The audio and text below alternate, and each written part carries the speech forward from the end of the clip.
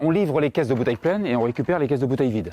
Pour le décapsulage, on va enlever les collerettes qui sont restées sur le goulot avant de les passer au lavage.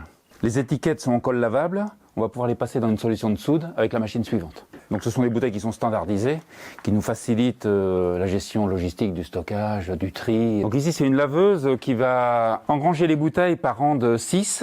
On va en traiter environ 1800 bouteilles à l'heure. Là elles sont envoyées dans les alvéoles et au bout de 20 minutes elles vont revenir dans la partie haute, complètement sanitées. On fait juste une opération de mirage et après elles partent à l'embouteillage. Donc le nettoyage se fait par trempage. Chaque bouteille est dans un alvéole.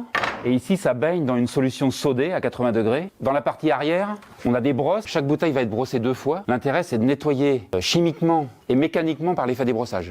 Donc ici, j'ai un LED qui va me permettre de visualiser l'ensemble de la bouteille et de vérifier s'il y a des fêlures ou des salissures. Visuellement, il n'y a aucune différence. La qualité de l'habillage, que ce soit par l'étiquette en colle lavable ou par l'effet du verre, est complètement invisible. On va remplir les bouteilles et au fur et à mesure des commandes, elles passent à l'étiquetage ici. Donc les bouteilles, on peut les réutiliser 10 ou 20 fois sans souci. Sur le domaine, là, je vous parlais de 120 000, on récupère 50, 60 000 bouteilles. Donc tout ce que l'on récupère pas, c'est des gens qui nous les rendent pas. Des fois, on récupère que les caisses vides. Je dirais, nous, on a quand même un réseau qui est assez habitué, passe bien, mais en nouvelle clientèle, faut un peu de salive.